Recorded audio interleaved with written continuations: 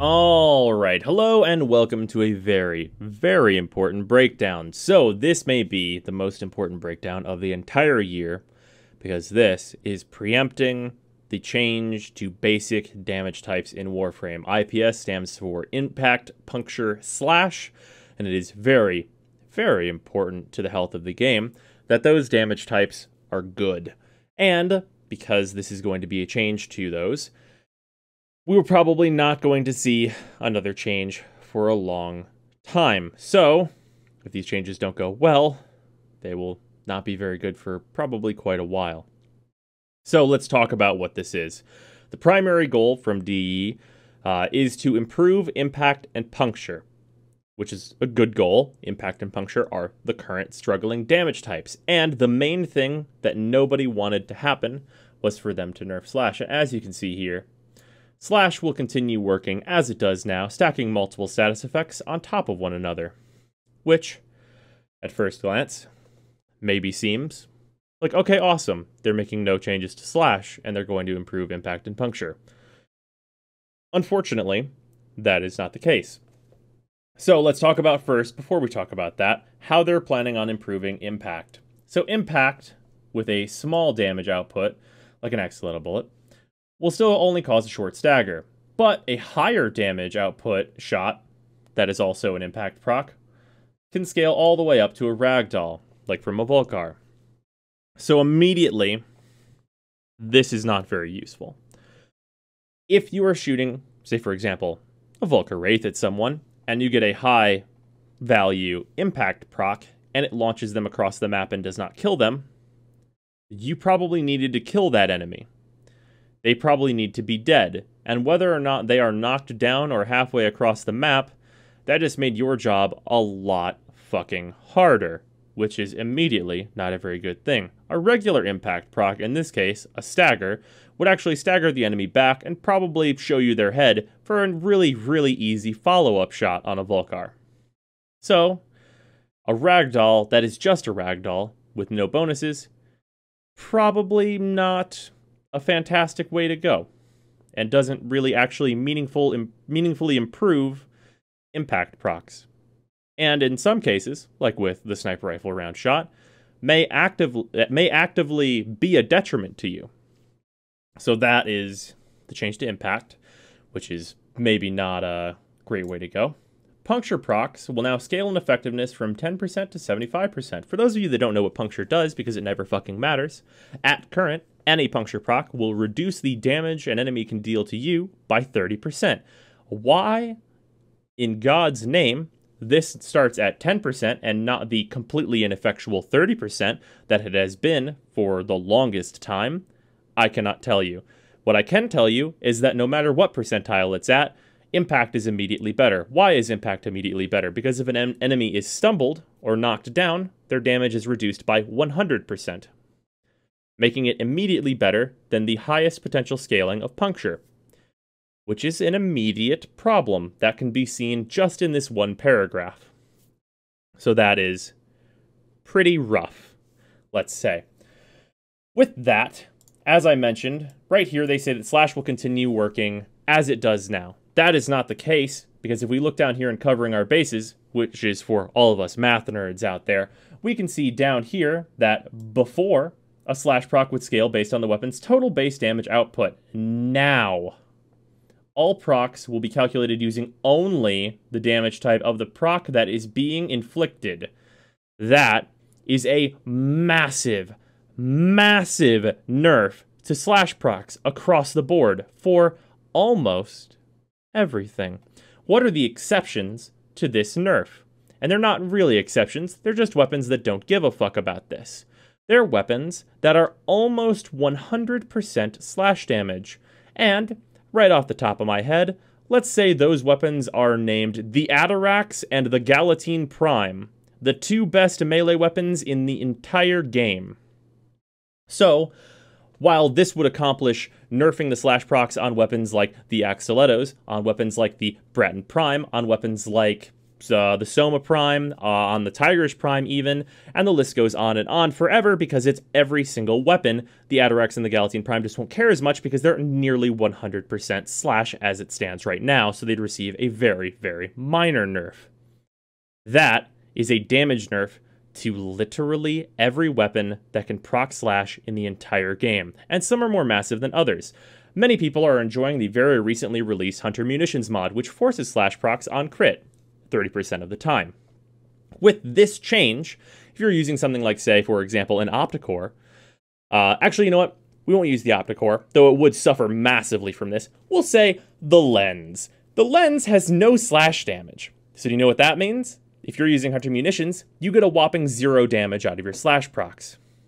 A massive, whopping 0 damage. So, Hunter Munitions, which was evening the playing field across many primary weapons and making a ton of them good, will no longer be a factor in doing that. And in fact, damage across the board would go down for every single weapon that gets slash procs, period, which, as it turns out, is a hell of a lot of them, especially the good ones. That is incredibly bad. That's terrible. They're not really improving impact or puncture, and they're nerfing slash, the exact thing we asked them not to do. So, the goal, the intention, is good. But the results, maybe not so much. Maybe literally the opposite of what we were maybe looking for. But let's break these down into a very easy to read chart. And I'm going to get rid of this here for you. Also, sorry, I have a bit of a cough. So with that, the IPS changes. Impact at current is a stagger. The rework stagger scaling to a ragdoll, which, as we went over, can sometimes be a downside, which is very not good, and is also not a meaningful improvement. Like having one CC turn into another CC on a scale, it doesn't actually really rate as anything, as really none of a change. Puncture at current is 30% damage output reduction on an enemy when you proc them. The rework would, for some godforsaken reason, start at 10% damage output reduction on an enemy that would scale to a potential 75%. The immediate problem, as we just went over, is that impact, in both forms of its crowd control, is a minus 100% damage from an enemy. So, why in God's name would you ever use puncture? There's never a reason to. So it will be completely and totally useless, as God ordained, apparently. And moving on to slash. At current, it is 35% of the base damage of your weapon in 7 ticks over 6 seconds as finisher damage, which, as we all know, is so very, very good for murdering your enemies faster. And also, as a point, another point, against puncture, if you murder an enemy, they have 100% less damage, with the small exception of the knocks, of course. And the change would be 35% of slash damage as 7 ticks over 6 seconds as finisher damage, which is significantly worse. Like, massively, massively worse. In just every possible conceivable way, all this would do is reinforce the current meta of the Atarax is the God King, and also the Galatine Prime is a mighty demigod slayer. And the Tiger's Prime would still be amazing because it would eat a little bit less of this nerf, as compared to other weapons that are getting slash procs right now, like, say, from Hunter Munitions, which is a really, really large subset of weapons, as it turns out right now. So those are the consequences for this. Hunter Munitions, a brand new mod that people have been loving, would be just completely and utterly worthless. Tiger's Prime with a slight nerf, which is, honestly, grand scheme of things, very tiny nerf on Tiger's Prime, not a big deal. If that was by itself, wouldn't be huge. All melee weapons that rely on stance slash procs would be nerfed.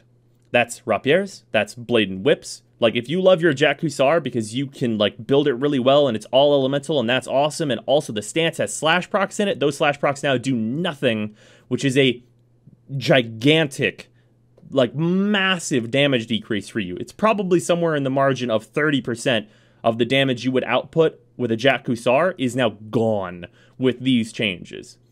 That is, it cannot be understated. That's awful, just in general. And it just reinforces, like I said, that all weapons that are not all slash, or mostly, almost all slash, are just worse. They're just all going to have less damage. Like the Axe Stilettos have a little bit of slash. Sometimes they're going to proc it, and before, it would be off their full base damage, which is mostly impact. But their slash proc would scale off of all of that damage and still be pretty good. Now, if an Axolotl gets a slash proc, it's completely and totally worthless to it, doing tiny, tiny amounts of damage compared to what it was doing as it stands right now, if this change were to go through. And of course, as we just mentioned, Atarax and Galatine Prime would be just reinforced god kings of damage with this change because they're almost all slash. Like, they're affected by this almost not at all. It's just affecting all of the weapons that are trying to catch up to them, which is bad, as you might imagine. So with that, I have some suggestions of my own to hopefully fix some of this. With that, it is my philosophy that damage is meant to kill enemies. All of the good damage procs in the game as it stands right now only serve for us to kill. Viral damage effectively doubles the damage that you're outputting on any given enemy. That's just what it does. That's very good. Slash procs, they give you more damage. Heat procs, they give you more damage. Toxin procs, they give you more damage. The only reason we're not focusing on heat and toxin is because they don't give you as much damage. Corrosive gives you more damage against the very dangerous armored enemies because armor is out of control. All of the procs that are good give us damage. So, with that, impact and puncture to compete should give damage, as that just follows. Damage should do damage. That's just, I mean, that just seems pretty basic to me, really. So with that, I have kept some things the same, but kind of changed the levels at which these things go to. First of all, impact stagger. Stagger as a baseline, a small amount of CC, totally reasonable. That, scaling up one level, would be a stumble, and you would get 20% bonus damage while the enemy is stumbling, to give you a nice little reward for getting to that level of that proc. Stumble would, of course, last a little bit longer than the stagger. Not really a big deal. Beyond that, a crumple. A crumple is different than a knockdown on the beginning portion of it. A crumple is not a launch. A crumple is not this guy's going across the map. The crumple is not I hit you with a sonic or you're going to space. A crumple is you collapse. Your body collapses and you hit the ground, right where you are. That, and plus 60% damage while they are knocked down from the crumple. So, the plus 60% damage might seem like a lot, but due to some of the inherent disadvantages with a knockdown enemy and how like shooting their weak points can be a real pain in the ass, those of you that have fought a lot of knocks while they've been knocked down are keenly aware of this. 60% damage seems pretty fair, all things considered. So with that, what that does is that not only gives you a nice bonus for getting to those higher proc levels, but also works in conjunction with slash damage to give you more damage from slash. So you would actually want to get both impact and slash at the same time. So now let's move on to puncture and how that would fit into all this. Puncture, at a base level, I decided that the first level, the damage, like output reduction from enemies, is interesting. There are like good ways to use that. There are situations where that might be a cool thing to have in Warframe someday. Someday we might actually care about that.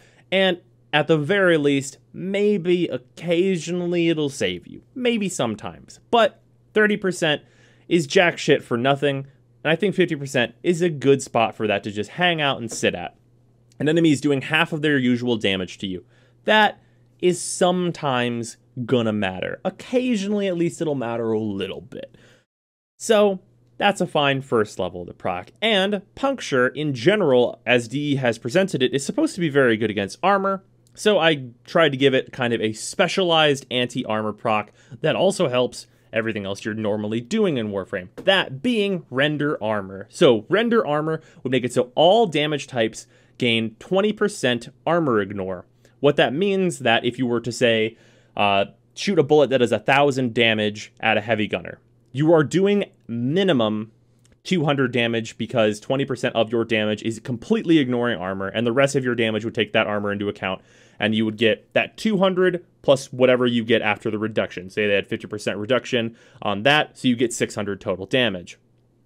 That is a very nice damage boost across the board against all armored enemies, and is very useful to every single damage type you could be bringing along with puncture, so it opens up the value to build a lot of different ways, and also gives a different kind of value to puncture in specific with fighting armor. Also, it is worth noting that all of the factions have armor in them, so it's not like this only works on Grineer, it's just a little more effective on Grineer because more of their units have armor. And finally, a very powerful effect that I'm sure a lot of players would dream about: a controlled hotspot of plus 50% damage. What is a hotspot? Those of you that have played Banshee, a sonar spot is a hotspot. Those of you that have the ability from Samaras for Helios, those are hotspots on enemies. They're glowing spots where, in Puncture's case, you've cracked the surface and you made it weak. Whether that's their skull, whether that's the gross part of the infested that needs to die, whether that's Corpus Crewman's chest cavity, whatever that happens to be, wherever you get this top level puncture proc, it becomes a hotspot of plus 50% damage for a little bit. That is extra powerful because controlling a hotspot leaves a lot of damage to be on the table. Because in general, as like a good player, you'll be shooting them in the head. If there is a headshot hotspot, that's a lot of damage that you can output and is very, very valuable. And in addition to that, that goes with the impact procs and it goes with the slash procs, meaning all three of these damage types work together to do more damage, and you want all of them. And of course, finally to note, with slash, there's two potential ways this could go and still be good. Option number one, and certainly the easiest, is to not fucking change anything. There's no reason to change anything with slash. Just base it off of the full base damage of all weapons. There's no reason to change it. It's fine. Everyone likes it. Who's complaining about this? Nobody. We want impact and puncture to be better. Just don't change anything. Just don't change it at all. And the other option, which is lesser, but if it really has to scale off of only slash damage, put an exception for force procs so that those scale off the base damage of a weapon. That means hunter munitions. That means melee stances. And with that, at the very least, those options that are meta breaking survive this change. At the very least, it would do that. What I really don't want to see from this change is just a massive nerf to everything that's not the Atarax, the Galatine, and the Tigris Prime. Like, just weapons that we were getting slash procs with, like, just very recently that I showed off, that Zal Rapier I built, that there was the Baza, which is using hunter munitions to an amazing degree. All these things that are, like, so good and useful and coming out of the woodwork. Now that there's, like, a bunch of tools to be used, mainly hunter munitions. It's really important that the weapon diversity gets as high as it can be, I think. And this, as proposed by DE, I think it would only lower it, which would be a very, very sad way to go, I think. But yeah, that is the very, very long breakdown of this article. If you would like to read the full thing, the link is in the description for your perusal. But yeah, I'm very worried about this. And I'm not worried about this because I think, like, it's going to make Warframe bad or something, because, like, it's not. But I think it would make Warframe worse, which is not something I ever want to see, of course. So yeah, I hope you guys enjoyed this. I hope I didn't leave any of my pauses to cough in. Sorry about that if I did. And I'll see you guys tomorrow.